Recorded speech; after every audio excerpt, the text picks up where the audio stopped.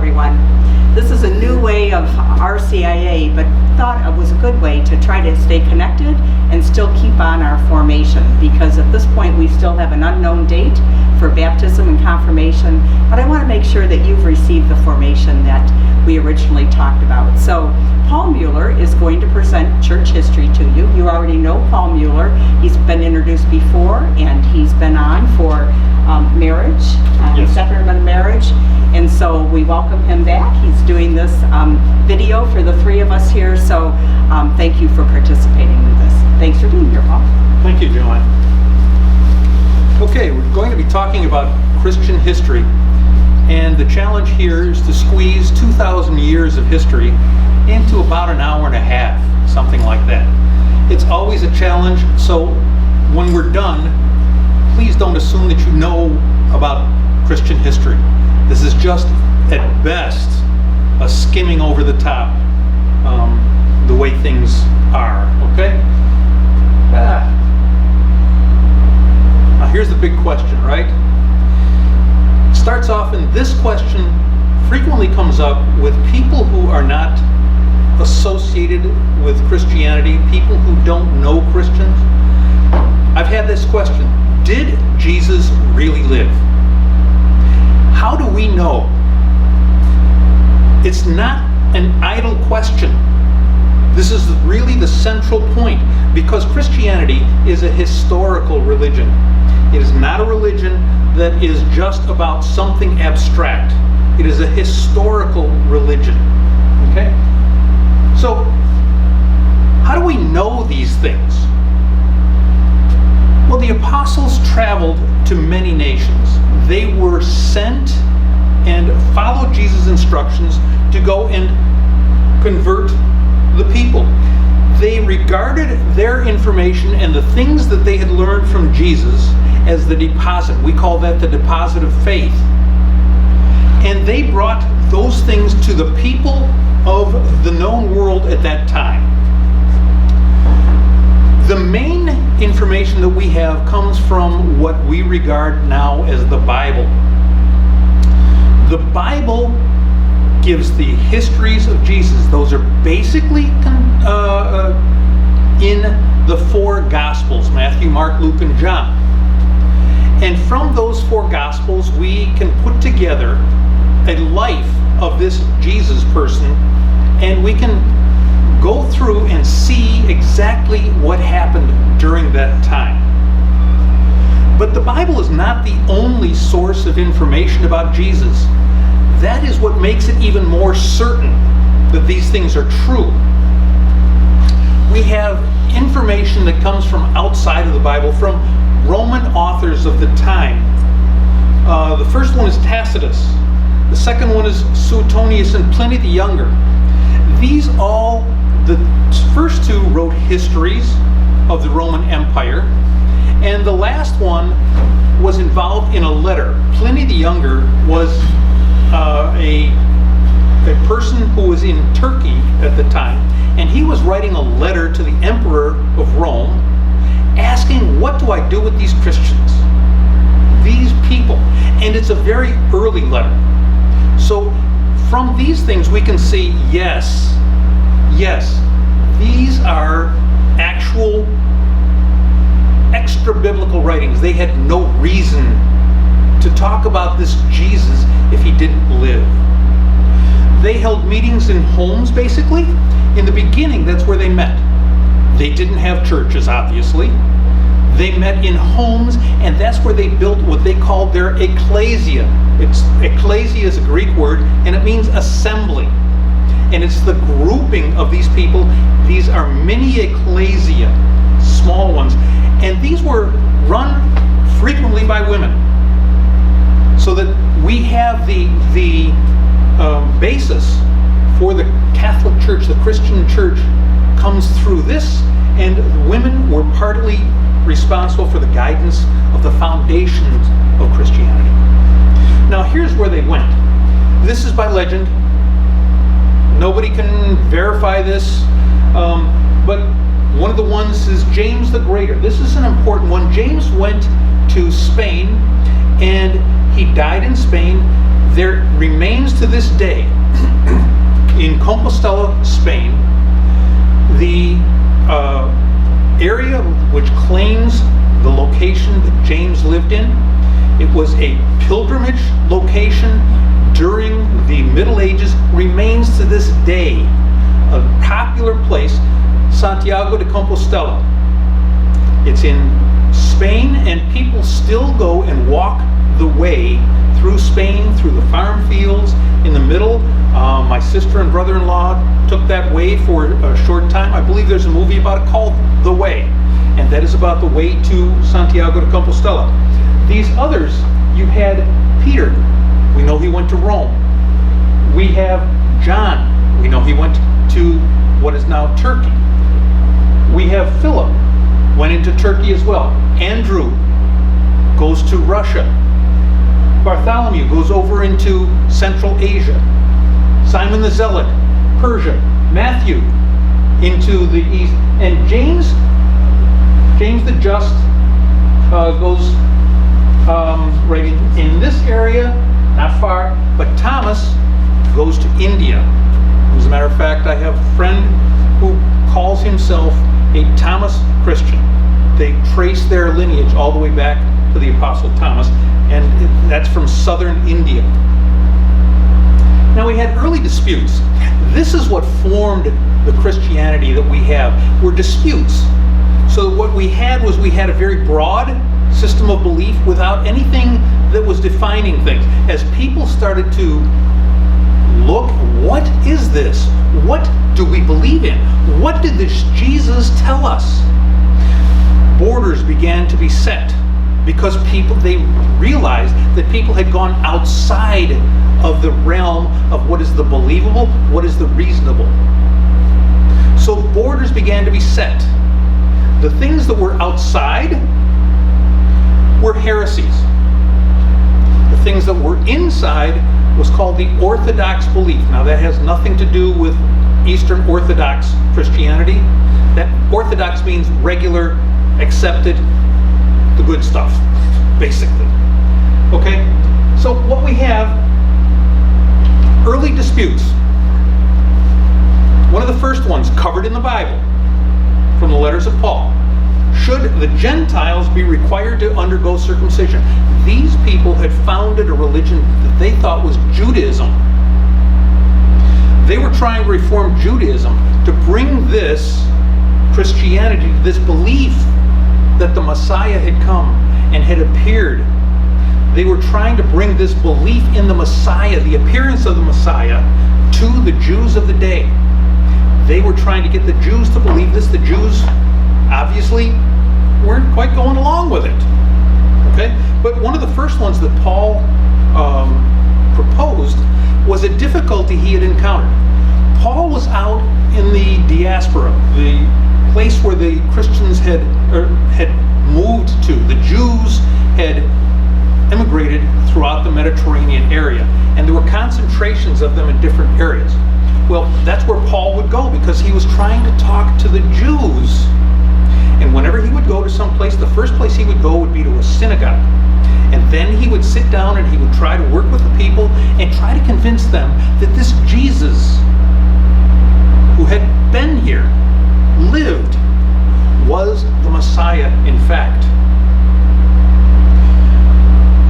Most of the Jews threw him out.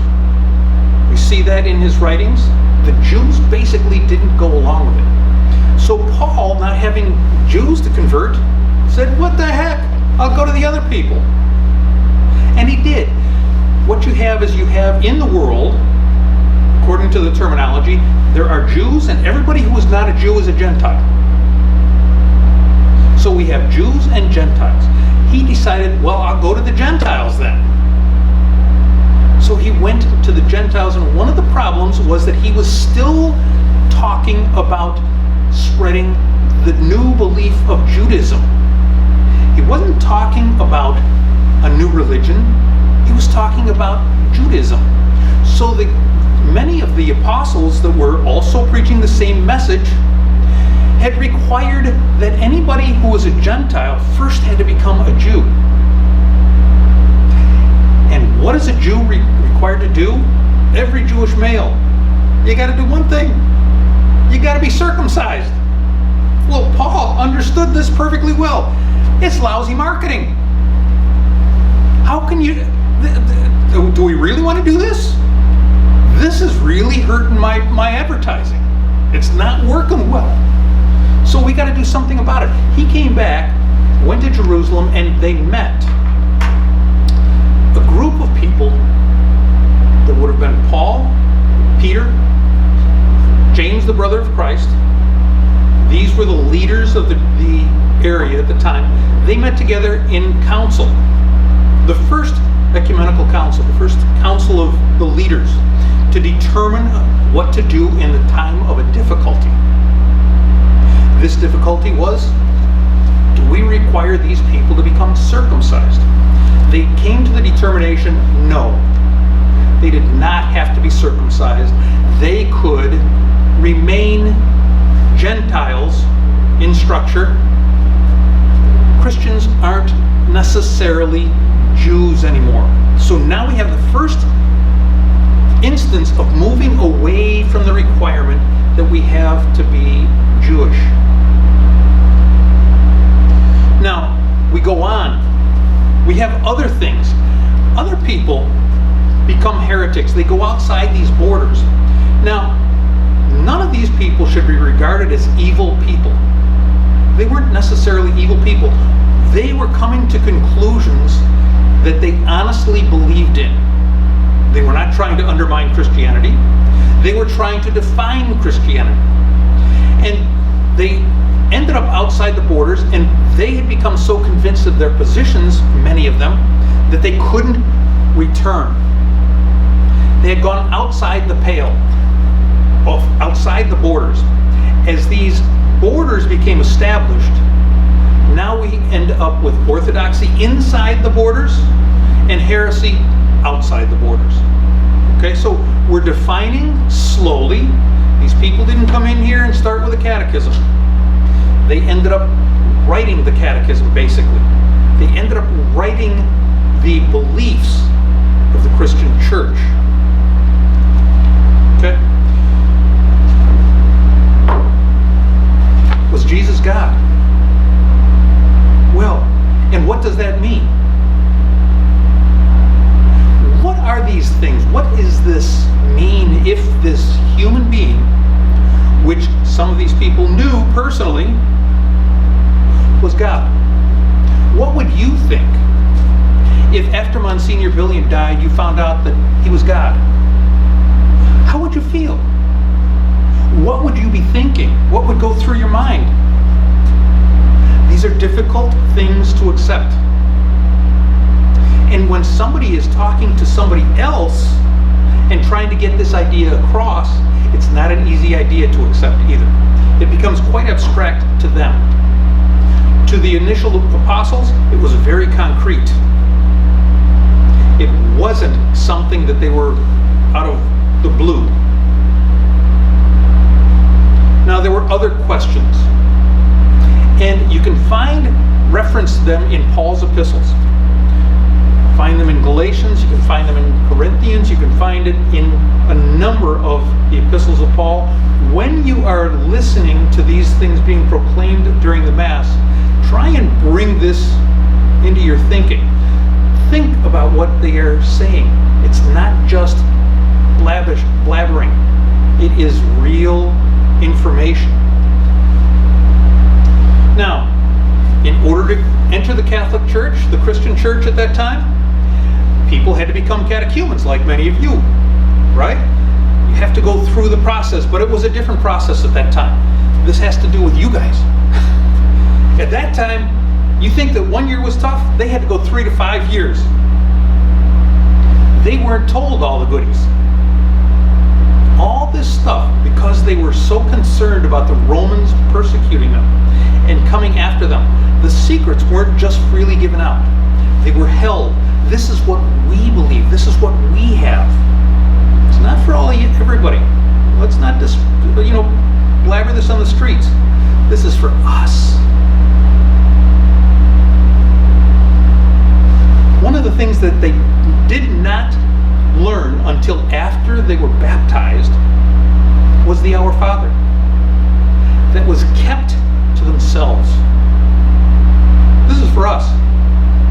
This is not for all these Gentiles, all these Jews outside. This is not for them.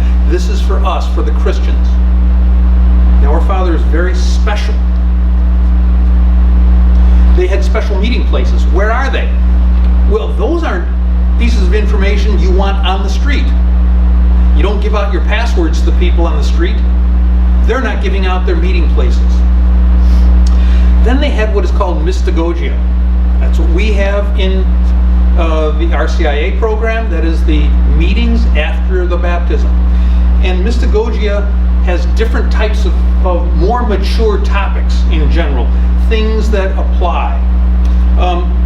And mystagogia was called that because at that time, part of Christianity was competing with the Roman mystery religions, they were called.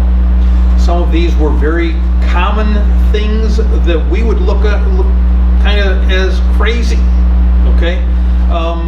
People had to be in a pit and they had to have a cow slaughtered above them and the blood would drip on. That was one of the mystery religions. But it was called that to compete with that. And that's when the secrets were revealed. So this is where we have the origins of RCIA. Now, time goes on, we have persecutions that were not constant. And even during times of persecution, it wasn't always there. It was severe at some points. We're currently living in an age of persecution. There are more Christians were martyred in the 20th century than in any century previous. So we do live in an age of persecution, but we don't feel it here in Toledo. So you can say that with persecutions in general. In 325,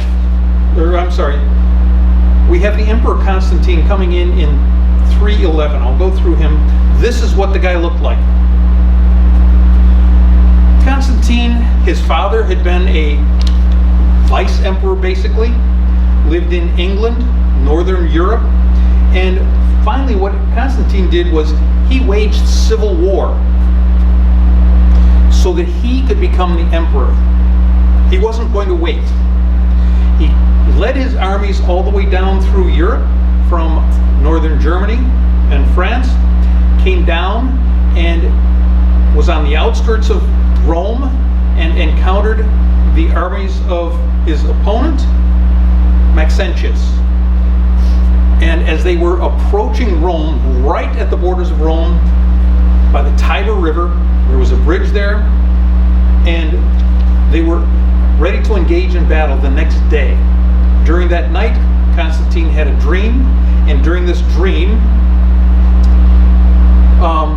he was given a signal. And at that time there was a cross, and it said, "In hoc signo vinces," in this sign you will conquer. So Constantine the next day had all of his soldiers put a cross on their shields, and that brought them victory in the Battle of the Milvian Bridge in 311. 313, 2 years later, Constantine has made peace with the other. By that time, the Roman Empire had been split into two empires, the Eastern and the Western. And Constantine was in the Western part. That's the Latin-speaking part. The Eastern Empire spoke Greek. And if you take a line, a straight line that goes from down the continent and go from Greece and eastward and go all the way into Africa, take that line straight down, Greece and eastward, they spoke Greek. Everybody west spoke Latin. So these people made peace, Constantine and Licinius, they made peace between the two of them, and they proclaimed the Edict of Milan, which now gave Christians the freedom to be Christians and to worship God. That doesn't mean that Constantine himself had converted to Christianity. Not yet. He will later. But this is the sign that they saw, supposedly. This is actually the Jerusalem cross, where you have the cross and the 4 smaller crosses in the corners. Now in 325, Constantine comes in there. He's got a problem within his empire. And his empire is being split by a heresy. This heresy was caused by the theologian from Alexandria by the name of Arius. And Arius had come to the conclusion, again, remember that he is not an evil person. He's not doing this to undermine Christianity. He's doing it to define Christianity. But Constantine had found a battle within his empire between the Arians and what became later the Orthodox Christians. They were almost to the point of fighting each other. There was almost revolutions over this.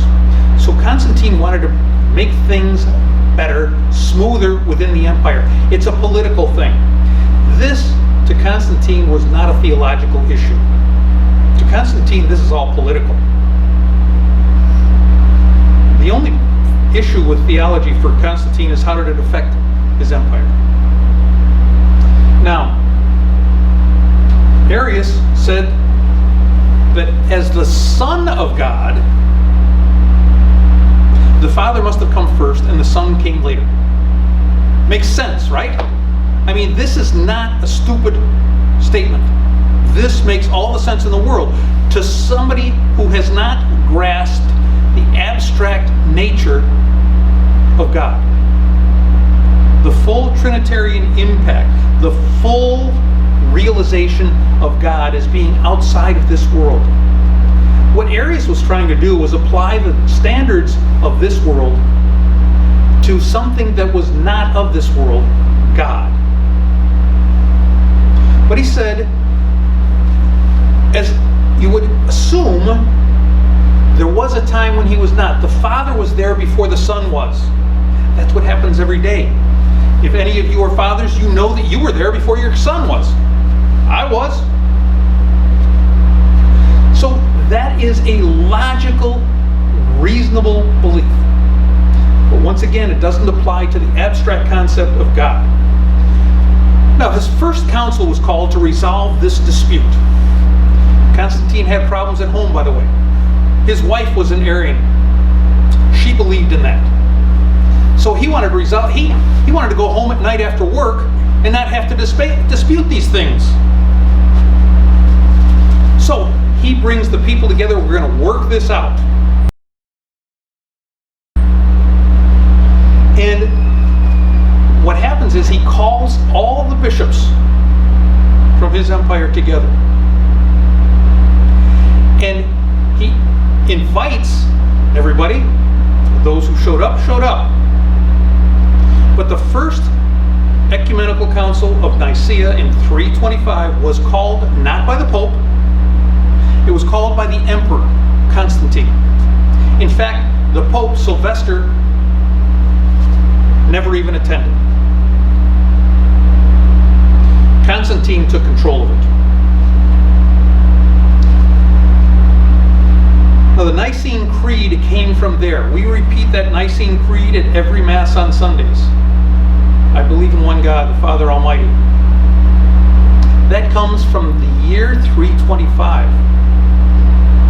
And that is the basic statement of all beliefs of Christianity. They were true then, they are true today.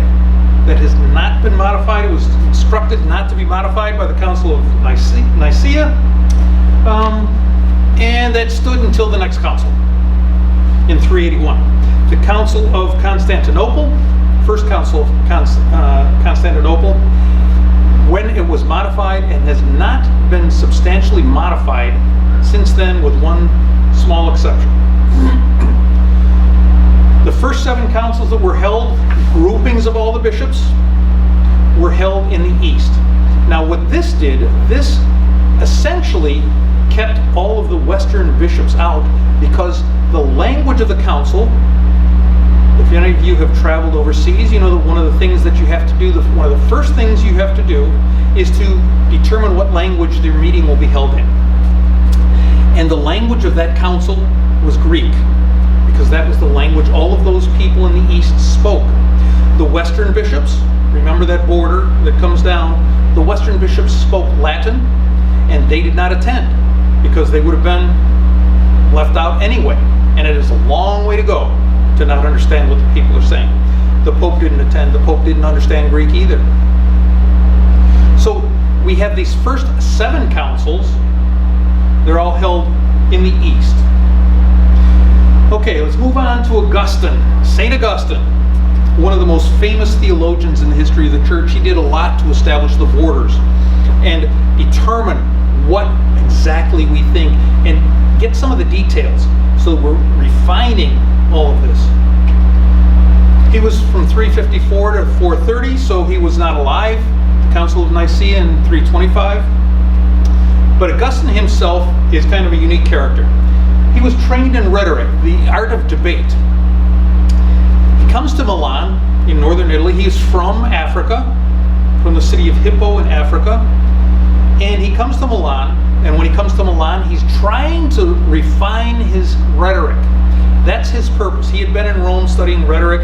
He thought he had heard that there was this guy in Milan by the name of Ambrose who was the best rhetorician around. You got to hear this guy.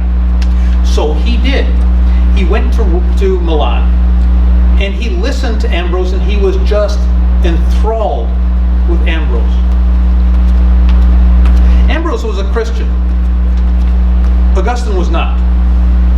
He had left. His mother, Monica, had felt that it was very important that her son become Christian. She, according to legend, prayed for him for 20 years that he would become a Christian. It eventually worked, but it took some time. Now Augustine comes to Milan, he hears Ambrose. Ambrose dies, and guess what? Augustine's elected bishop to succeed Ambrose. But he ain't even a Christian yet. He is still a pagan listening, but he had become so popular and so revered within the group that they elected him to be bishop. He then had to be baptized, which he was, and later on he became a priest. But it wasn't in the beginning. Things were different then. He wrote a book called The Confessions. That's his autobiography.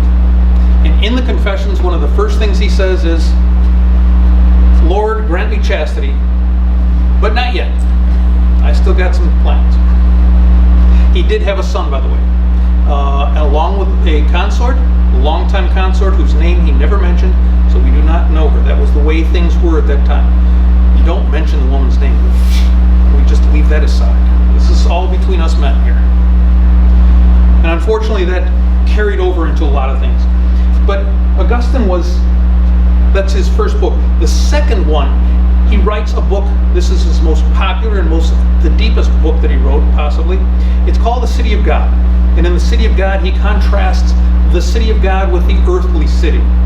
So it's dualistic. This is what should happen. This is what happens in the city of God. This is what we've got going on. So he contrasts these things and says, this is the good part, this is the bad part. We should have the good part, but we don't have that.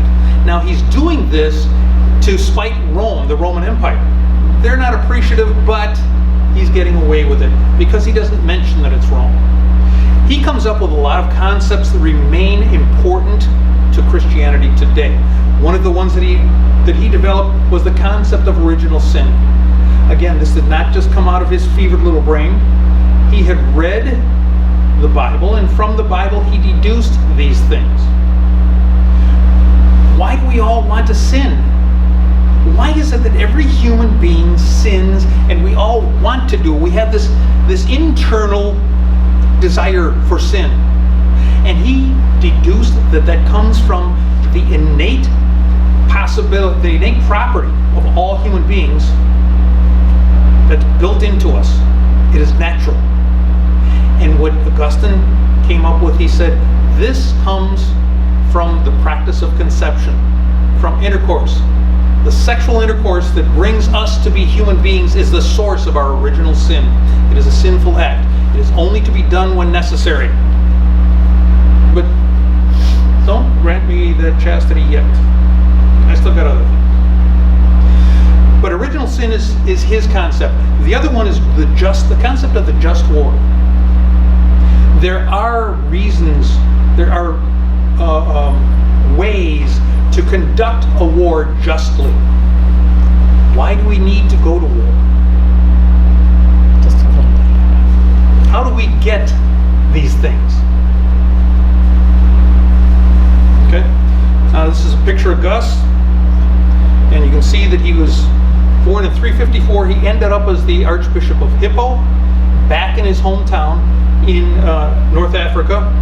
And when he died, the Vandals, the barbarian tribe of the Vandals, was at the gates of the city of Hippo, 430. Now we move on. We're going to move rapidly at this point. Okay, we move on, and we have next a very important concept. This is something that remains in play today if you look at it. This is the concept of the spiritual sword and the temporal sword. Okay? Think about it, the spiritual sword and the temporal, or natural, worldly sword. These two swords are in battle. It comes from a letter that Pope Gelasius sent to the Roman Emperor Anastasius in 494. And what Gelasius was explaining was that you, Emperor, hold the temporal sword. I, as Pope, hold the spiritual sword. I'm writing the letter. Guess who's going to win? Think about it. Will God be superior? Will God be supreme? Of course. Therefore, if I hold the spiritual sword, I have the advantage. And therefore, you, in times of conflict between the two of us, I win. Keep that in mind. That still continues today. That remains in force today in the 21st century. We still have the battle over the spiritual sword and the temporal sword.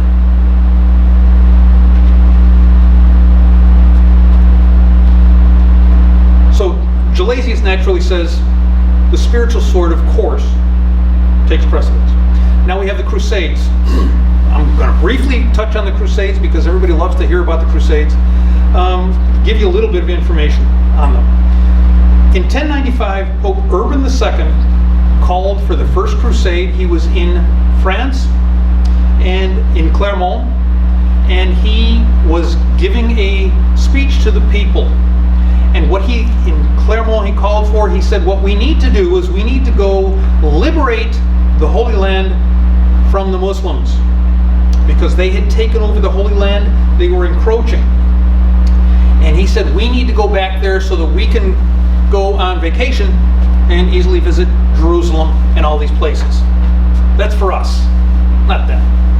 Okay? So in 1095 he's there, the people in the crowd yell, Deus vult, God wills it.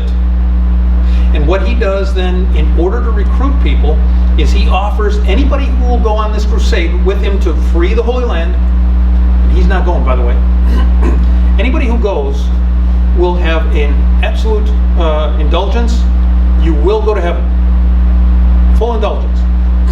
Guaranteed. So they also put the cross on their swords, on their uniforms, their clothing, whatever they did.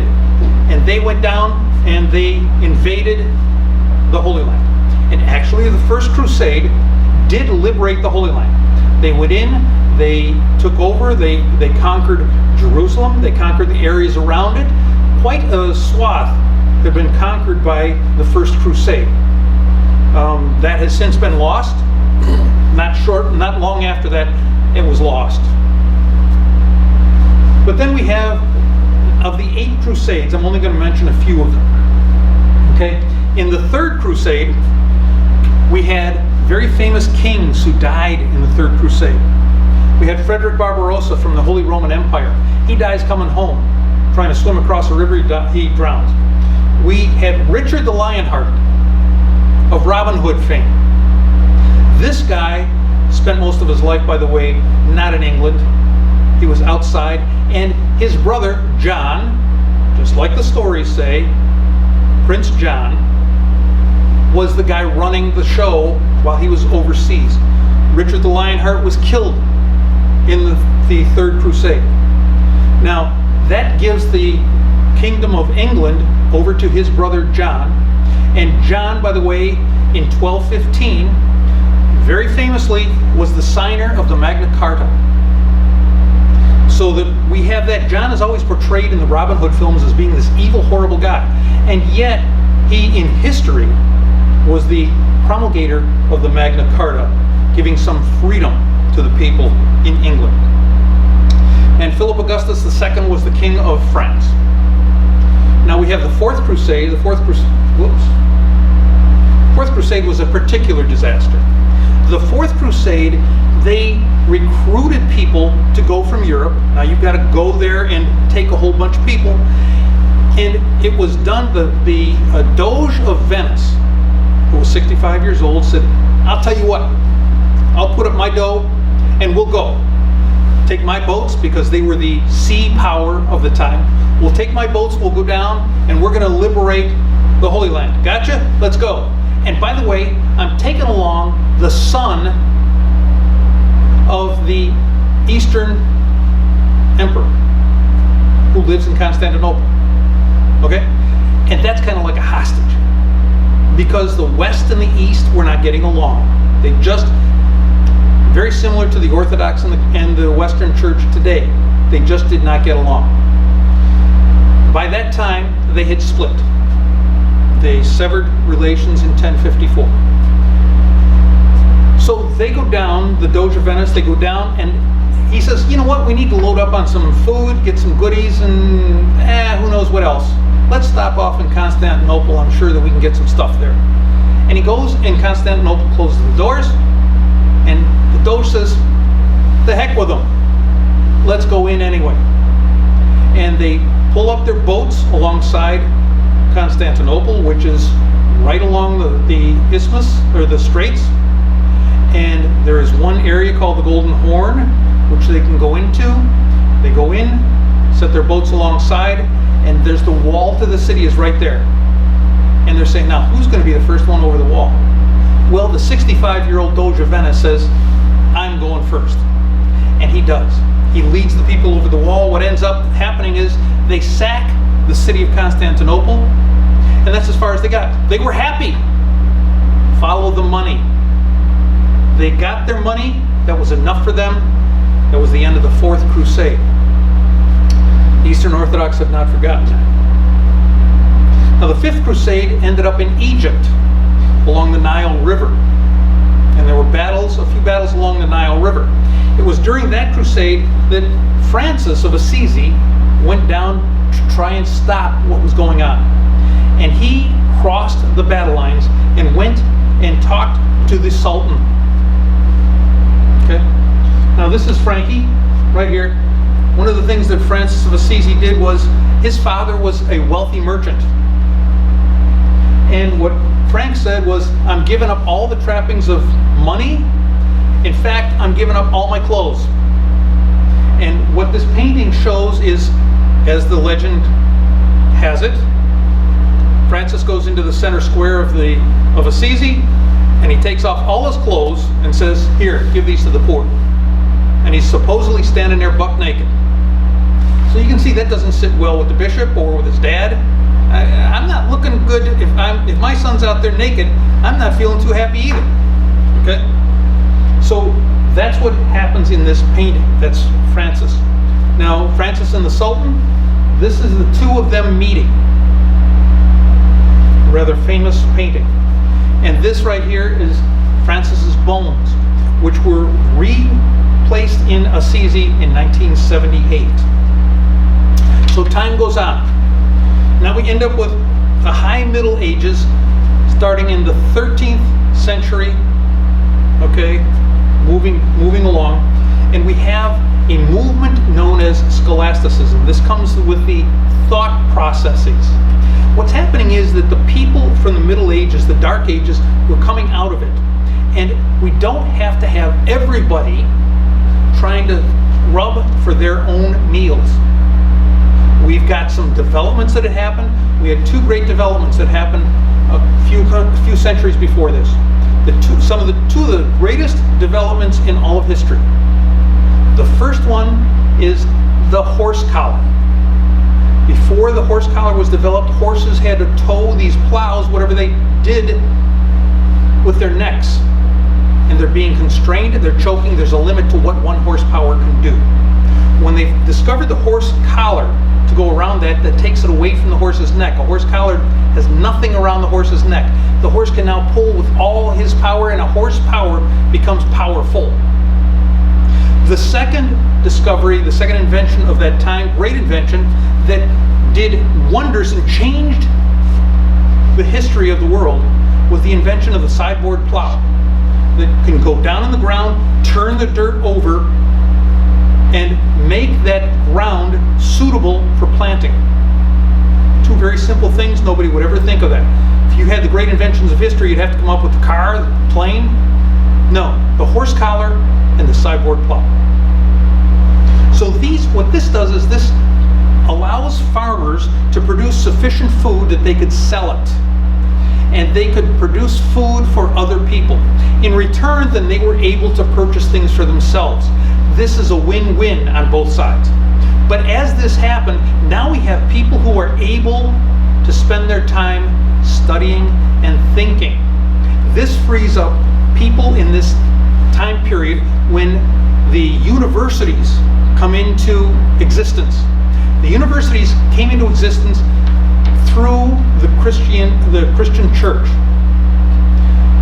The great universities. The first university ever founded was Bologna in Italy.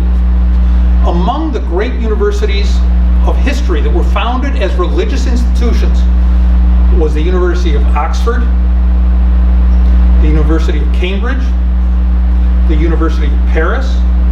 These are all religious institutions at their heart, as is Harvard in the United States and Yale. These are religious institutions that were founded as such. Now we have the religious institutions, the universities, developing thinkers, people whose job, whose vocation is to think things through. And the scholastics came along and they said, reason. Thomas Aquinas. He says, the human being can reason everything out. We're not stupid. We have the ability to reason. And this reason can bring us to an understanding of God. Thomas Aquinas wrote his famous work, the Summa Theologiae. That's not the only thing he wrote, but that is the most famous. Bonaventure came at the very same time. They both died in the same year, 1274. Next we have John Duns Scotus, who died in 1308 after them. And they had detailed studies based on reason. Once again, everything can be done by reason. But it became ridiculous to the point where they ended up with silly questions. Silly questions that they tried to answer. How many angels can dance on the head of a pin? What difference does that make? But they would discuss these things. But the result of this is Aquinas' 5 proofs for the existence of God. I'm not going to go into those. Those require far too much time. This is John Duns Scotus, and the reason I put this up was his hat. His hat actually developed into a conical hat, very long and cone-shaped, and the followers of these people used to wear the hat of their masters. So that the people who wore the hat for Duns Scotus, that developed into what we now call the Duns cap. Duns, the Duns cap. Now, we have in Spain, the Iberian Peninsula, we have the Muslims had advanced as far as the Pyrenees, which is, that's up in there. Okay? The Muslims had taken this over, and slowly, Christians were winning that territory back. What you see here are the 2 great kingdoms of that time, 2 great monarchies. We have Aragon, whose king is Ferdinand, and we have Castile, which is ruled by Queen Isabella. I hope the names sound familiar, Ferdinand and Isabella. So So what happens now, we have 1492. A significant year, right? Well, these are important dates, important occurrences that happened in 1492. In 1492, on January 2nd, the Muslims were finally driven out of Granada in Spain, and the entire peninsula became Christian once again. That was a very important occurrence, okay? Because what happened then was that Ferdinand and Isabella, who had married and united Aragon and Castile, they now no longer had to spend the money to fund the wars to get the Muslims out of the peninsula. So they had extra money. And guess who came to them and happened to need some money at that time? This guy by the name of Christopher Columbus. He goes to them and says, hey, you got extra money? Yeah, I got some money. Well, I want to go around the world, and instead of having to go through the Muslim lands to get the spices from India, all the goodies, pepper, all the other things that make our food taste better. Instead of going through that there, the other option is to go around Africa. That's a long way. I think I can go around the world. People did not think that this was strange, by the way. He was warned against going, not because he would fall off the end of the earth. People at that time did not believe in a flat earth. They knew that the earth was round. The one thing that they also knew was they had a pretty good idea of how big the world was. So they knew if you go from Europe and you want to get to Indonesia, let's say, that's a long way. Remove the Americas from the middle. That's thousands and thousands of sea miles. And you've got to carry sufficient supplies to get there. And the people warned him about going. They said, you're never going to make it. You can't carry enough food. And Chris said, I'm going. Well, he went, and fortunately for him, he discovered this area in the middle where he was able to get food. His crewmen were rebelling by the time he got there. They wanted to turn around. But he landed in the Bahamas. On August 11th, what happens in 1492 also? Rodrigo Borgia is elected Pope Alexander VI. We'll go into more about him in a minute. On October 12th, Columbus lands on an island in the Bahamas. Nobody's sure exactly where that is. But going back to Alexander VI, Rodrigo Borgia, there was TV series about the Borgia family. This ain't good. The papacy at that time had become completely corrupt. These were people who basically, Borgia finally got enough money to be able to buy the papacy. The papal office was for sale. They could buy the votes of the cardinals that were around them. And finally Borgia had enough money, and he bought the papacy in 1492. Okay? Here's some interesting facts. Borgia is named cardinal by his uncle. And earlier, Pope Calixtus III, he's named a cardinal at the age of 25. Plenty old enough. Plenty old enough. He's finally ordained a priest at the age of 37. Now, we Catholics nowadays, we look at cardinals and we say, cardinal's got to be a bishop and he's got to be moved along. Well, that's not the way it was. In fact, a cardinal does not have to be a bishop still to this day. There are cardinals who are not bishops. Anyway, Rodrigo was elected Pope on August 11th, 1492. And one of the things that applies to us in the Americas is that the Treaty of Tordesillas, when the Spaniards and the Portuguese were disputing which territories in the Americas each one could have, they went to the Pope because the temporal sword went to the spiritual sword for the final decision. And the spiritual sword said, I'll tell you what I'm going to do. And he took a line, he drew it down, and went through South America, which was their great concern. And they went through South America and said, everybody east of this is Portuguese, everything west of that is Spanish. Got that? And that's why Brazil to this day is Portuguese, speaks Portuguese, and the rest of South America speaks Spanish. That was the Treaty of Tordesillas. You might have learned that in grade school or high school history and probably forgot it. Okay? These are some of the accomplishments that happened at that time. We have the ceiling of the Sistine Chapel.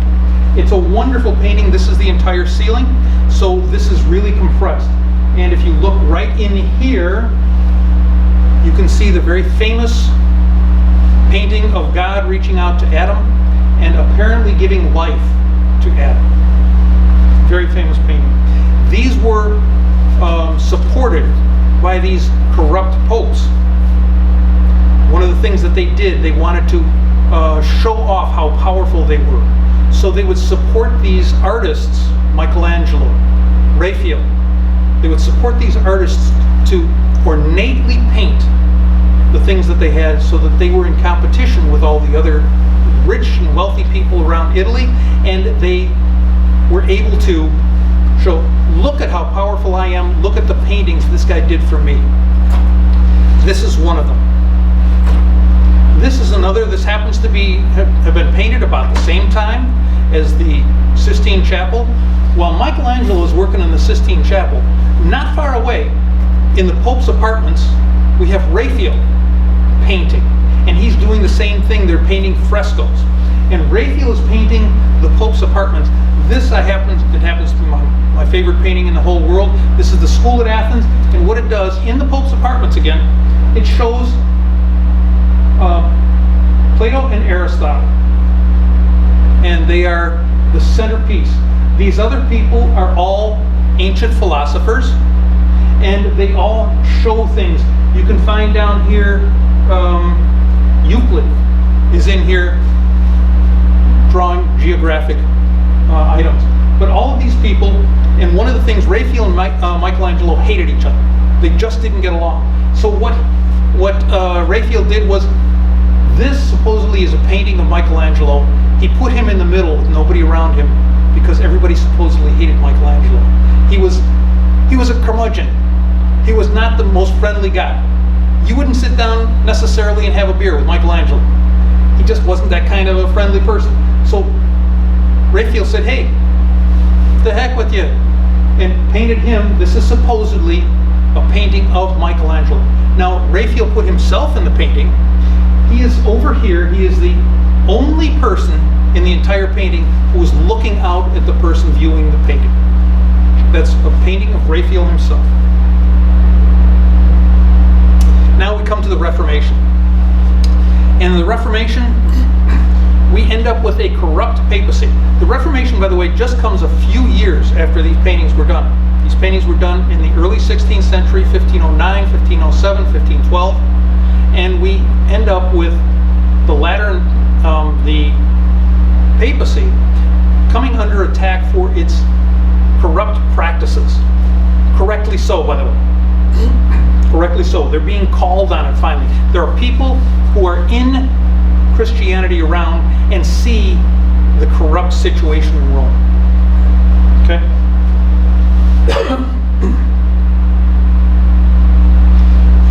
At that time, we have the Reformation, and we have two types of Reformation going on.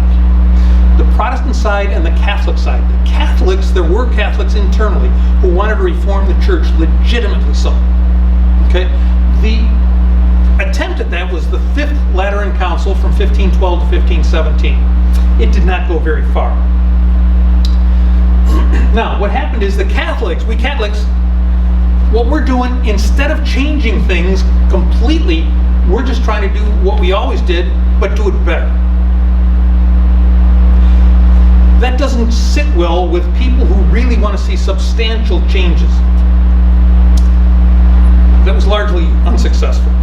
Now the Protestants, the people who ended up becoming what we call Protestants, wanted to overturn everything, a complete reform of the church, and a complete reform of the doctrine. We'll throw everything out and take a new look at it. And what ended up, we have Martin Luther, and Martin Luther was a hothead. unfortunately, the people that were sent to discuss with him, to dialogue with him about the issues that Luther had about doctrine, were also hotheads. So he ended up with two groups at loggerheads. And some of the things that ended up happening were the Protestants would say white, the Catholics would say black. If you say it's green, then I say it's yellow. And they made decisions based on what the other person said rather than going through and thinking it through. These were knee-jerk reactions that were done just to do that, and that made the rift even deeper.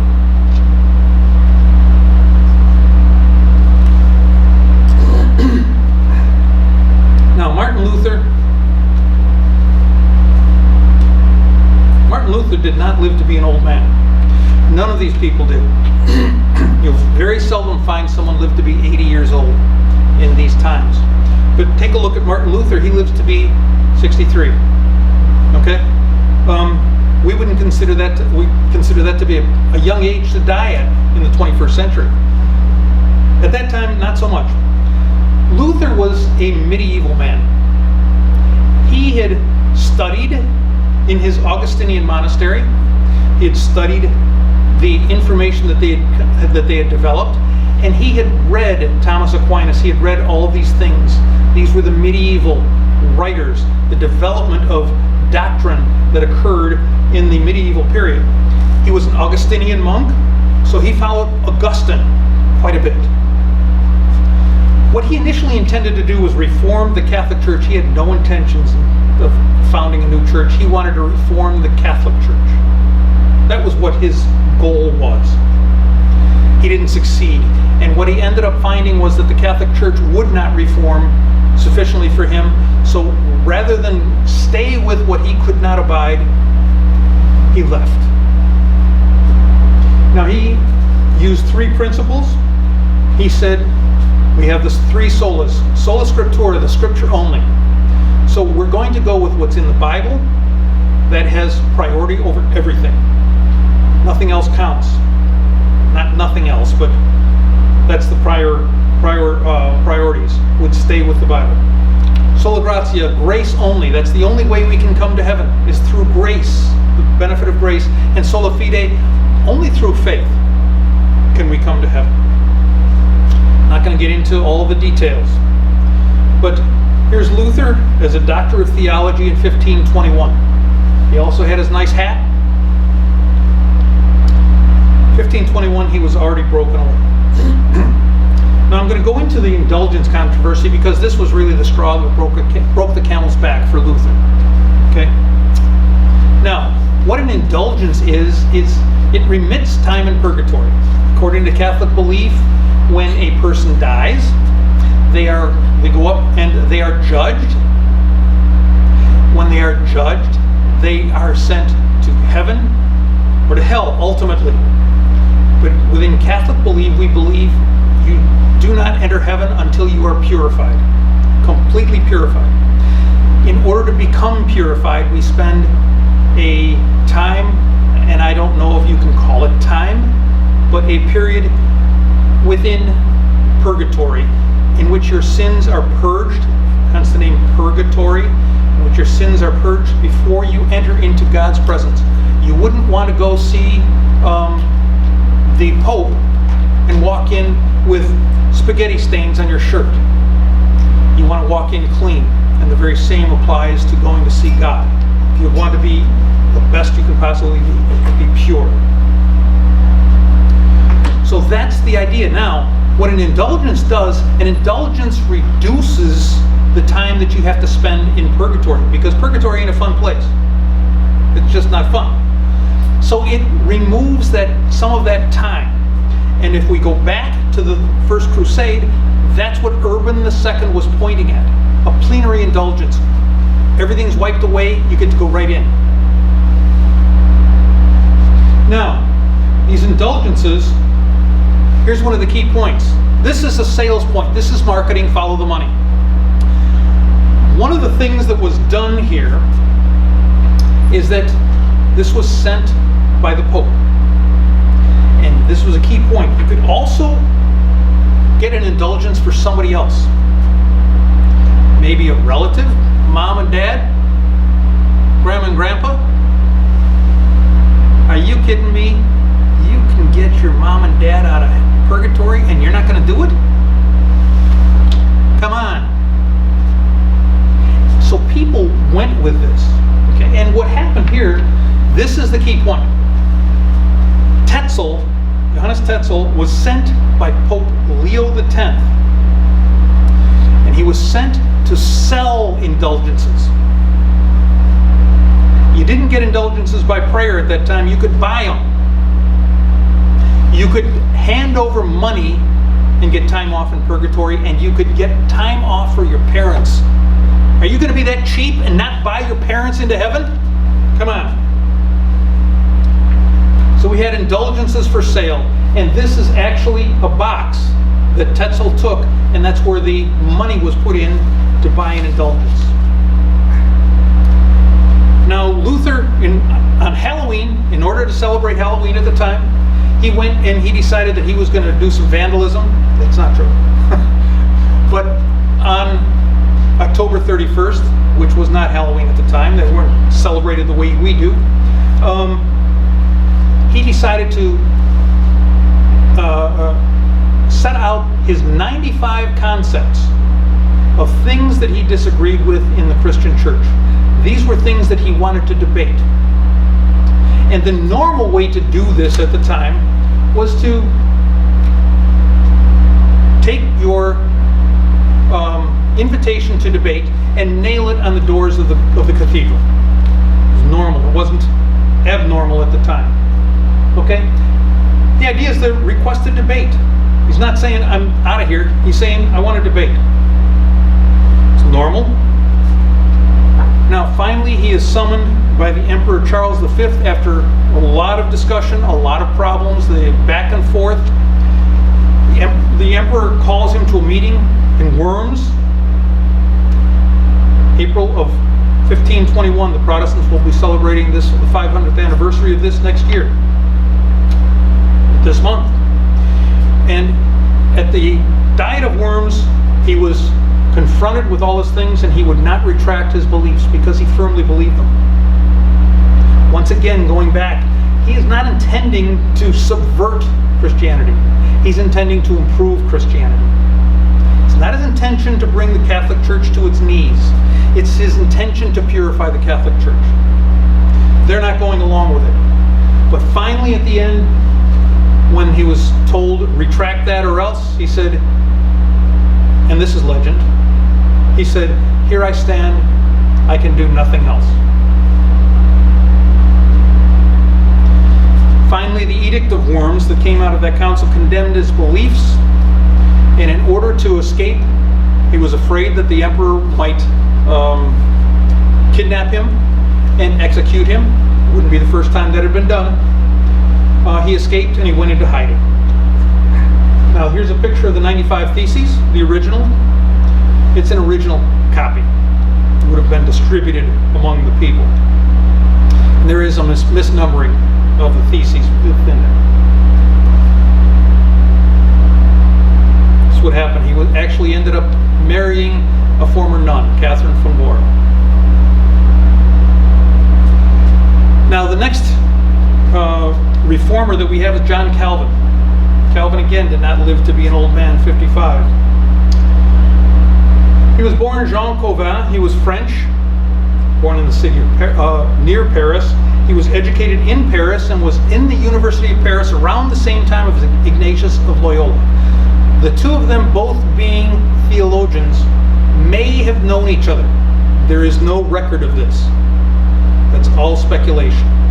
May have known each other, but they are contemporaries. Ignatius of Loyola is famous because he is the one who founded the Jesuits. Calvin was expelled from France, and he went to Geneva in Switzerland, in neighboring Switzerland across the border. That was a good place for him to go because they spoke French and still to this day speak French in that city.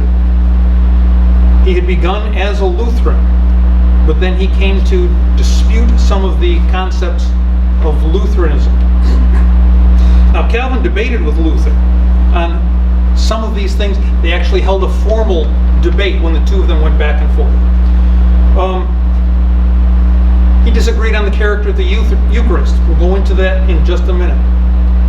Right now, Luther believed that, not like we have Catholics, we believe in transubstantiation, that the bread and wine are actually turned into the body and blood of Jesus Christ, and remain so. Luther's concept was called consubstantiation, and according to Luther, it was genuinely turned into the body and blood of Christ, but remained so only during the Mass, during that ceremony. After that, it turned into nothing, back to bread and wine. Now, Calvin believed that this was pure symbolism. Did not believe in the genuine transformation, as we Catholics do. The other thing that Calvin came up with, he took Luther's concept of predestination, which says that before you are born, you have been predestined to go to heaven. Okay? What Luther said is you've been predestined to go to heaven, and it's your choice to accept it or not. Calvin refined that and said, no, that's not the way it works. God, before you were born, before you were conceived, took your soul and sent it to heaven or to hell as he made them. He took them and said, okay, this one goes in that box, this one goes in that box, and you came from one of those two. That is called double predestination. When you're on this earth, that's a difficult one for me to believe, to accept. You're going to heaven, you're going to hell. Now, for a Calvinist, and the Calvinists are Presbyterians, that is a Calvinist denomination that we call. Calvinist Church believes in double predestination. You are either going to heaven or you're going to hell, and you got no choice in it. But the way you live shows which way you're going. So there is a reason to do it. Otherwise, it's very difficult. I once talked to a Presbyterian minister from Africa, and he said one of his difficulties was in once he converted the people thought, I'm just going where I'm going, so the heck with it, and didn't follow through. It was a very difficult thing for him to get through to the people. Calvin wrote a book called The Institutes of the Christian Religion. It's about that thick, and it's a systematic theology of the Reformation. Now we have this next guy. Maybe you recognize him. This is a guy that we know as Henry VIII. Okay? This is a painting from Hans Holbein, and one of the distinctive features of it, if you'll look, these are characteristic of paintings of monarchs during this time. Very, very wide shoulders, intentionally, very broad shoulders, showing the power and the strength of the man. He's wearing very exclusive clothing. You can see this would not be seen on the streets of London. Only Henry is walking around in this stuff. And a rather small head. But if you look at many paintings of the monarchs, you'll see the same characteristics during this time. Now, in England, the Reformation, Henry initially started this only as an administrative thing. He wanted to have the Catholic Church stay, but I'm going to run it here in England. Okay? So Henry VIII, once again, you'll see that he did not live to be an old man, 56. He became king in 1509 when he was 18 years old. He was not intended to be king. He was not educated to be king. He had an older brother who was educated to be the king. He was supposed to be the second guy. The second guy is supposed to become a religious guy. Because at that time, when the nobles, the first person, the first boy in line would become the successor, and the second one was sent to the religious life, and you had an heir and a spare. In case the first guy died, you had the second guy to take over. So he was the spare, not properly educated, and he ended up being thrown into this because his older brother died of an illness. But one of the things became very Catholic, and when Luther broke away, Henry wrote a treatise in defense of the Catholic faith. Now, who knows if he wrote it or if somebody else wrote it and he signed it. That was common at the time. He may have just been the signer of it. But in return for that treatise, he was given by the Pope the title of Defender of the Faith. That title remains in effect today. So the Queen Elizabeth II has the title Defender of the Faith. He wanted a male heir. There was really no good reason for it because queens could rule England, but he wanted a male heir for state reasons. He felt that a king would be more powerful than a queen. Ain't necessarily so. Now, he asked Pope Clement VII for a bill of divorce from Catherine of Aragon. Now, if you look at her name, Catherine of Aragon, that just slides off our lips. But Catherine of Aragon is very important because if you go back to the map of the Reconquista, guess what? Aragon was one of the two kingdoms that was combined, Aragon and Castile. Catherine was Ferdinand and Isabella's daughter.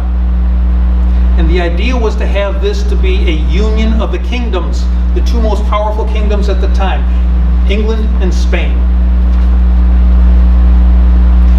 But there was no male heir. Now, there had been precedent for the Pope setting aside an improper marriage or an unwanted marriage. There had been precedent. And Henry just assumed that he was going to get the same treatment. He did not. So he slowly takes charge of the church in England and says, Clem, you're out of here.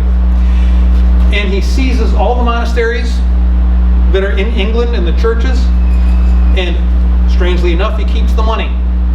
Follow the money. Now, returning to the mainland, we have the Council of Trent. This is the Catholics' response to the Reformation, to Luther's actions.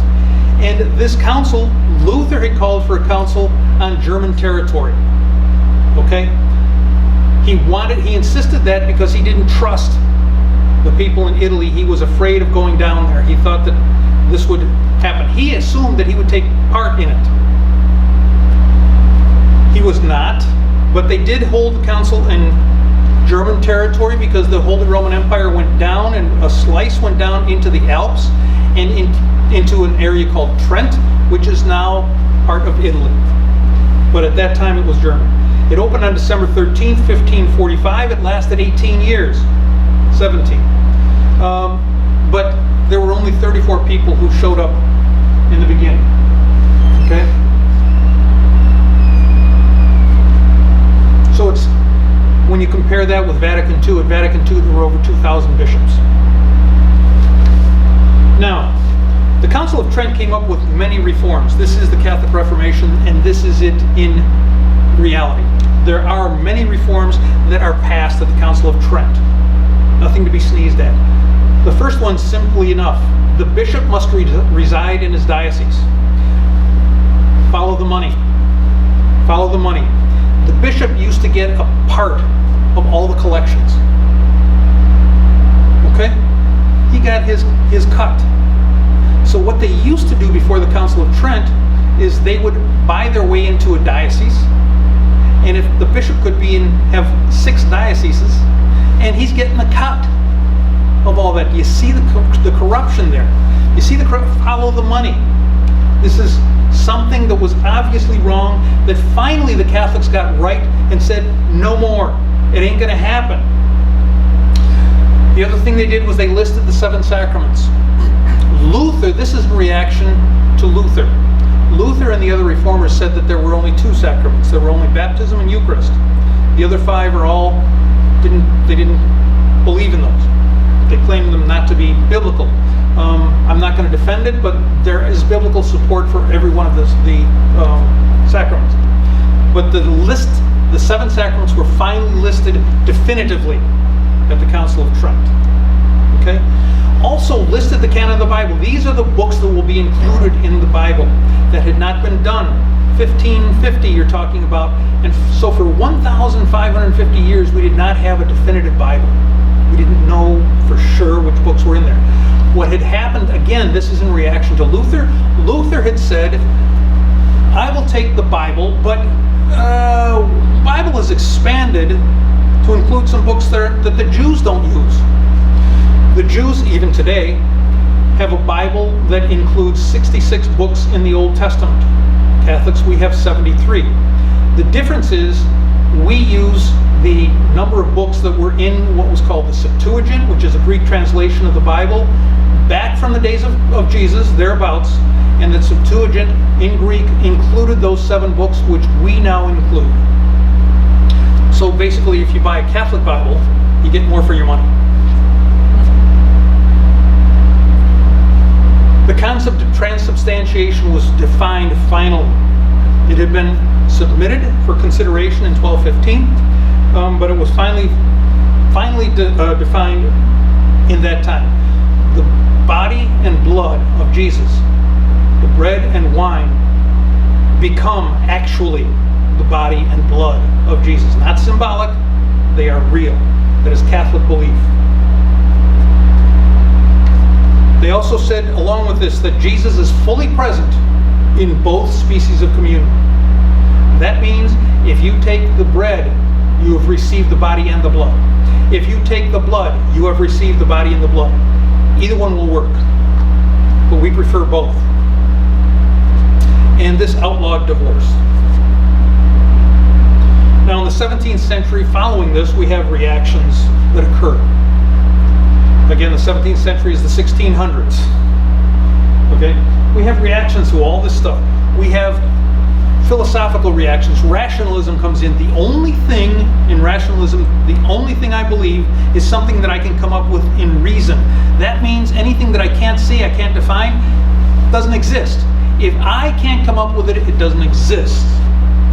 Then we have the Enlightenment. It's a period that has extended for centuries. The Enlightenment basically focused things on the human being. Previously, we looked at the Bible and we said, what does the Bible say? And I believe that. Now, these philosophers said, we will believe what we can come up with. Instead of relying on God and the Word of God, what can I come up with? The central point became me, the human being. At that time, we also had scientific advances. The world is changing. We have Copernicus coming up with the rotation of the planets around the sun. We have Galileo coming up with numerous concepts. We have Newton, who comes up with the idea of gravity. Incidentally, Copernicus was a Polish priest, and Newton wrote more on theology than he did on science. About 55% of his total writings is on theology rather than science. But at that time, reason is the measure of all things. If you can't reason it, if it's not obvious, if it doesn't sound reasonable, it isn't. And the idea of philosophy at that time was to question all beliefs. If there's something there, I will question it. There's nothing wrong with that. We should question. Excuse me. But the idea that that is the only way to come up with knowledge is not necessarily true. Now we have this guy, René Descartes. René Descartes is the guy who started the Enlightenment. In his concept, he wanted to doubt everything. But the only thing he could not doubt was the fact that I think. If I am thinking, therefore I exist. And he put that in terms of I think, therefore I am. In Latin, which is what he would have written in, it was cogito, ergo sum. So he had this leading the Enlightenment and directing the thought processes of the philosophers of that time. Many of them are familiar names. I'm not going to go into them all. These things lead to the French Revolution. Some of them led to the American Revolution. In Europe, we have the French Revolution, which just absolutely changes Europe, because what it does is it undermines the concept of the monarchy. So that the entire concept of having a king or a queen or somebody else that you have to listen to is becoming undermined. The entire feudal system. The king owns the entire country, and all you have the feudal system. The nobles now have rights to this area. They give out rights to smaller areas. Feudal system. It's being undermined by the French Revolution. Getting into the 19th century, I told you we're going fast. 19th century, we come to Pope Pius IX. who was the longest reigning pope in the history of Catholicism. He reigned from 1846 to 1878. And Pius IX was elected in 1846 as a reformer. He was elected as a progressive. It was thought that he would bring the church more into the modern age. The guy that he replaced, Gregory XVI, did not even allow the railroads to come to Rome, did not allow electric lights in Rome, because he thought that was novelties. We don't need that stuff. Pius IX came in to change all that and bring the church into the 19th century. Now, what he did then, in 1848, we have throughout Europe revolutions taking place. And this is 2 years after Pius had been elected. 2 years after that, there are revolts in Italy. And Pius is forced into isolation. He is forced to flee the city of Rome. And this changes somebody. When you have these types of responses, these people react. And that's called a reactionary. His reactionary response was, I'm going to go and become very conservative because you're accusing me. So he becomes very conservative. Now in 1854, he defines the Catholic concept of the Immaculate Conception. He did not do this unilaterally. He had consulted with all the bishops before he came up with this, but he declared that this was a dogma of the Catholic Church that we must believe. The Immaculate Conception says that Mary was conceived without sin. It's referring to Mary's birth, not Jesus. In 1864, 10 years later, he writes an encyclical and includes with that encyclical a listing of the errors that he saw in modernity. There's 105, I believe, somewhere around that number of errors. Among them were that religion should be free, that there was freedom of the press. These things he did not believe were correct. That was incorrect. That's the syllabus of errors. And by the way, he included at the end of this, if you believe this stuff, you are excommunicated. Again, he's the reactionary. He's responding to that revolution of 1848. He's pulling back. If you do this, I'll do that. In 1870, he convenes an ecumenical council in the Vatican. First one ever. And he brings the bishops together. They come, but the political situation in Europe was very unstable at the time. I mentioned that there were revolutions. Revolutions occurred within Europe throughout the 19th century, from beginning to end. So it was always unstable. Anyway, he brings the bishops together. One of the things that they do is they define the principle of papal infallibility. It's one of the first documents. Vatican I only ended up with 2 documents. The one, Pastor Eternus, defined the infallibility of the Pope along with a number of other things, but the intention at the time was that Vatican I would finish and define what the responsibilities of the bishops were. That never happened. Okay? So papal infallibility was defined. Understand this. The Pope is not infallible in everything he says. You don't need to contact the Pope and find out what lottery numbers he's playing today.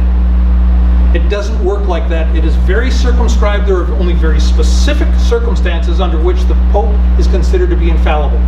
He must consult the bishops. There are a number of circumstances. Again, they are all listed in Pastor Eternus. And since that was declared in 1870, now here we are 150 years later, exactly 150 years later, the concept of papal infallibility has been invoked in 150 years once. Only once. That was in 1950, 70 years ago, when Pope Pius XII declared the doctrine of the Assumption of Mary. Now, this council was shortened because of the Franco-Prussian War. Remember, we had the situation in Italy where the Pope had to hunker down and had to leave Rome. Well, it remains in a fluid situation, and he was being defended by the French army from the Italians. Well, the Franco-Prussian War occurred, and the French needed their soldiers. They withdrew them from Rome to take them back to France, and the political situation in the Vatican became very unstable, and it was decided that the bishops all needed to go home to wherever they were from and be at home. So they shortened that council. Now we end up with the Papal States. There had actually, up until this time, there had actually been a physical monarchy that was ruled by the Pope. The Pope actually had jurisdiction over a slice of Italy. I'll show you in a minute what that slice was. But he ruled a slice of Italy that ended up coming to an end during these revolutions. The Pope ended up under siege. Okay. Now, Pope Leo XIII comes in following Pius IX, and he is a very prolific pope with writing encyclicals. One of his most famous ones was Rerum Novarum, and the importance of Rerum Novarum remains to this day because it calls for the protection of the workers. And it also says that God actually loves the poor. Now this is Leo, 1878 to 1903, also not a short papacy.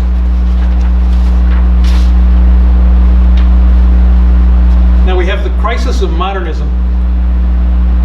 In this, the modernists believed that we should be doing more abstract delving into the Bible and use the principles of history to see about all the reality of all this stuff. It was not intended to subvert the church. It was intended to advance biblical studies.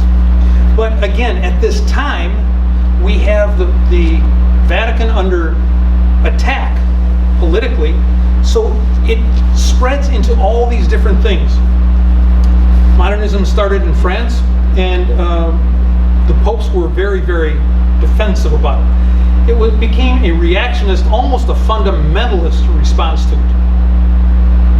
If you don't believe that the earth was created in 6 days, you cannot be a Catholic. That was the principle at the time. And we also end up with a centralization of power. That's an entire 3 courses of college that I can't go into. But what ended up with this modernism crisis, there was a rejection of most scholarly development. The universities were set aside, they were put under the microscope, they were thought to be going out of line, they were thought to be becoming heretics. We won't have innovations. Nothing new, everything stays the way it's always been. It's always been, it hasn't always been. It's been since they came to this way. We had many condemnations and suspensions that occurred at that time.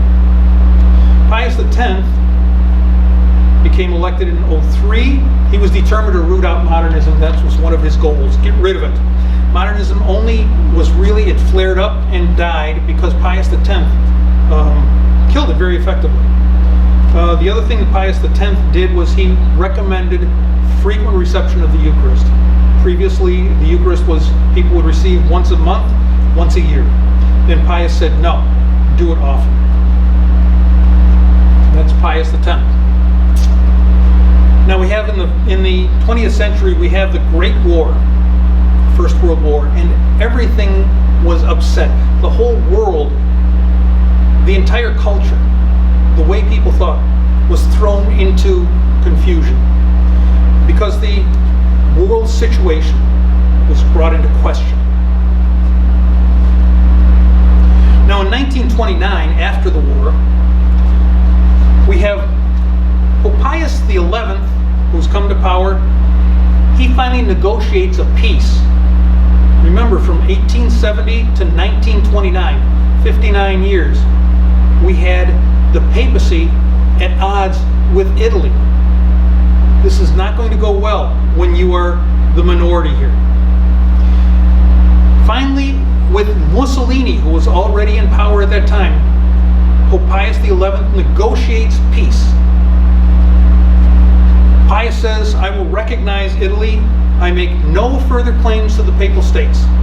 59 years later. In return, Vatican City was recognized as a sovereign state, and Italy allowed the church to stay. Now let me show you why this is important. This is a map of Italy. This is the Papal States in the mid-19th century. This is what the Pope ruled as the king. He was the king, essentially, of this area. Now, look at this. This divides Italy right in the center. It divides it in half so that the people who are trying to unify Italy see the Papal States as being an obstacle. Garibaldi sees the Papal States as being an obstacle to true unity. So they are trying to get this, and this is what the Pope is trying to save, and this is what the Pope loses in 1929. Probably a very good thing. This is Italy, the states, the provinces of Italy today. And if you'll notice, this is where Rome is, and that state is called Latium. Now we have the 20th century.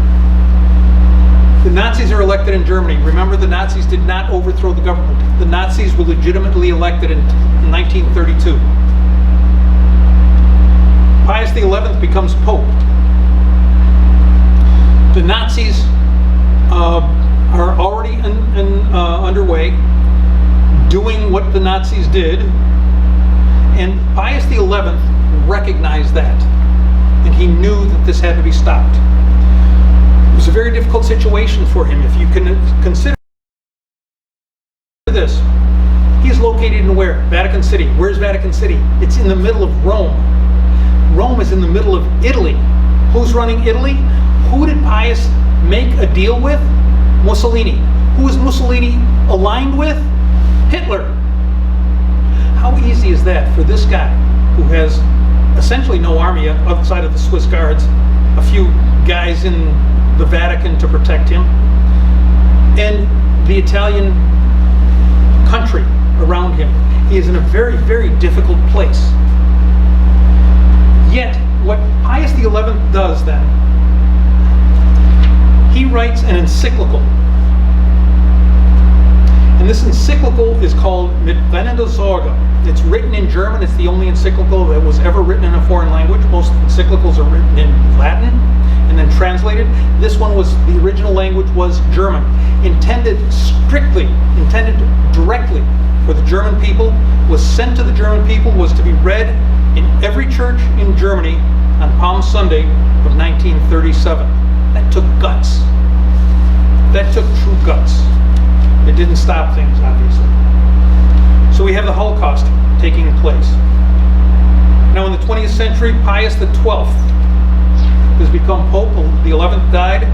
Pius XII becomes Pope. He's Pope for quite some time. Now, many people talk about his handling of the Nazis. Remember, he's in the Vatican.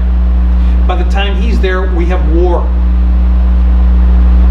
And that has an effect on what he can and cannot do. He worked to free Jews in Germany. He made that effort. Think of this. He was concerned about having Rome bombed by the Germans. That had an effect on whatever he did. Could you imagine the weight of having to make a decision where you thought that you were putting St. John's Cathedral Basilica in jeopardy, in physical jeopardy? All of these things weighed on him. He was trying to preserve neutrality so that he could maintain a position that would be able to talk between the two sides, the Allies and the Axis powers. He was trying to do that as well as he could. Now, did he do enough? That's for history to decide. I will not make that decision. He is followed in 1958 in November by good Pope John.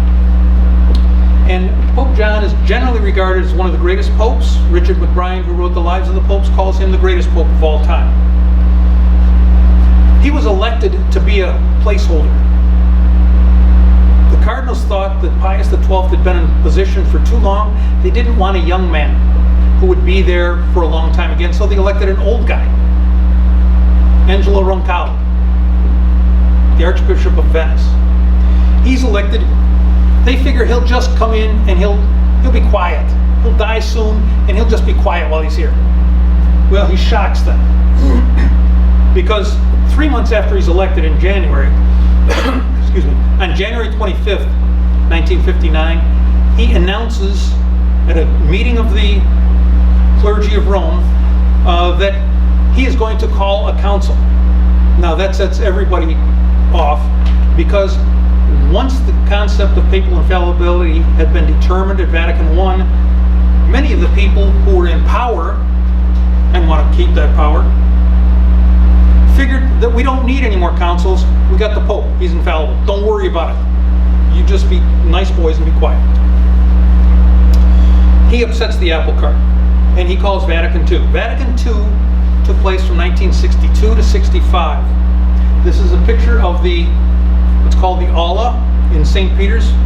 I called it St. John's before. St. Peter's Basilica. With all the attendees. These are all the bishops in these seats right here. Now, the interesting part is that one of the goals of this council, John said, it will be for ecumenism, to bring people together. This is intended to open the Catholic Church to the other churches. This is where they sat. The Protestant observers got the best seats in the house. It was done intentionally. Now we have Vatican II. There are two themes that John announced when he called it. One of them is Aggiornamento. We are going to update the church. And two, we will continue with Risorg Small. The Risorg Small means we will go back to the sources and re-examine the writings of the church fathers from the first 5 or 6 centuries of the church and see what they had, because in the meantime these things had been changed. As things become interpreted, they become changed, because you have an interpretation, then somebody interprets the interpretation, etc., and it goes on and on until you end up with a diversion, and it doesn't quite have the same meaning as the original was intended to do. So this is an intent to go back and re-examine the sources, and we'll see what we come up with.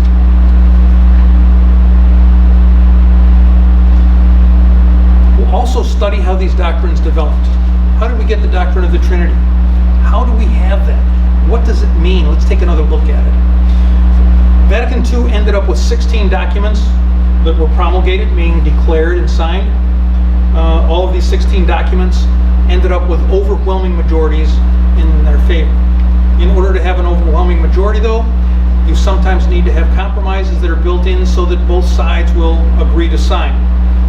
There are compromises, obviously, in many of the documents, and they cause trouble today. People are still trying to interpret that. Vatican II, during the council, we had 2 camps.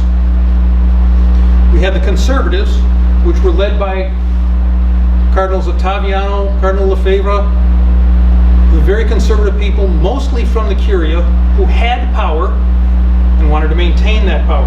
Lefebvre, on the other hand, was a guy who just wanted to maintain the old-time religion.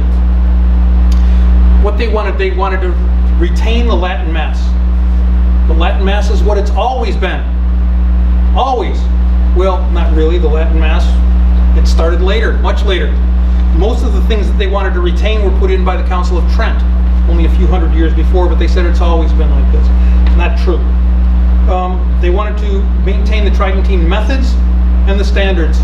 Their idea was that the priest should wear the biretta. I don't know if any of you understand that. That used to be a cap, a special cap that the priests used to wear, and they wore cassocks in order to show that they were different. They wore those all around in public.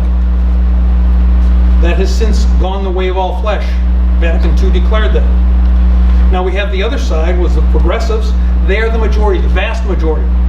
But the conservatives had quite a bit of pull too, because they were the ones who lived in Rome. The progressives strongly pushed for an updating of the church. Here's some of the results, okay? First one, and the one most noticed by Catholics, was the liturgy was changed to the vernacular. When I was a kid, I went to Mass, I was an altar boy, I had to learn all my responses in Latin. I knew them all, you had to learn them by heart. Latin was what I knew. We changed to English. It was a very strange Mass for us at the beginning. It would be a very strange Mass. If any of you get the chance to go see a Latin Mass, you might want to go once. I went and saw one about 10 years ago. I hope I never see another. They're not exactly like the Mass we have today. Communion under both species. Before Vatican II, the Roman Catholic Church only had communion under the bread. There was no blood given out. The church was updated in their relations to the world. We could see that the church actually interacted with the world, and here's how we're going to do it. There were some broad outlines given on that. They finally recognized religious liberty. Up until Vatican II, if you lived in Spain, you had to be Catholic. There were restrictions on you legally by the government if you were not Catholic. The same went for some of the South American countries. And the Catholic Church pushed that. They intended that to happen. They pushed these governments where Catholics were a majority, they pushed for laws that favored Catholicism and placed Protestantism in a bad position. Finally, at Vatican II, it was recognized that we need to have religious liberty for all. The separated churches were now recognized as brothers and sisters rather than being heretics, so that it was now acceptable to talk with a Lutheran and a Methodist and a Presbyterian. It's acceptable, it's okay. Ecumenism was one of the main goals. Ecumenism means bringing the people together, bringing Catholics together with Lutherans, Catholics together with Orthodox, Catholics together with whatever. And the others do that as well. That remains something that the Catholic Church has been a leader in since then. Before that, ecumenism existed, but without the Catholic Church's participation. The other thing we had was a renewed collegiality so that the bishops became more important. This was to balance Vatican I, which had the Papal Infallibility Declaration, and I said before that the intent was to have a balancing document from Vatican I. It never occurred because of the political situation. Vatican II finally came in and did that. It was somewhat, probably a different document than would have been written in 1870, because in the meantime, some of the behaviors and processes that had been in place since Vatican I had become pretty much the way we do things. Okay. Now, after this, we have Pope St. John Paul II. He was the first non-Italian to be Pope since the Dutch Pope Hadrian VI, who was elected in 1523. So it's been quite some time, 450 years, since we've had a non-Italian Pope. And since John Paul II, we have not had an Italian Pope. We've had Benedict XVI. Benny comes from Germany, in the area, around the area, near where I used to live in Munich. He was from that area of Germany. He was the Pope from 2005 to 2013 when he resigned, the only Pope to have ever resigned his office while in office, while there. He remains, he hasn't died yet, remains alive. He is in seclusion at Castel Gandolfo, I believe it is, where he lives to this day. 2013 we had the election of good Pope Francis, and we don't call him Francis I, we call him Pope Francis because we don't have a second. Until you get a second, you don't have a first. I like this picture of the two popes praying. I think this shows quite a bit, and it's something that is rather unique to our age. And this is a picture of Francis when he was still in Argentina. When he was the Archbishop of Buenos Aires, Francis did not live in the bishop's mansion. Francis lived in an apartment, and he used to take the bus to work every day. And this is a picture of him on the bus going to work in Buenos Aires. And that brings us up to modern times. That's it. May the Lord bless you and keep you. May the Lord make his face to shine upon you and be gracious to you. May the Lord lift up his countenance upon you and give you peace. Thank you very much for listening to me, and I hope you enjoyed the presentation. Thank you.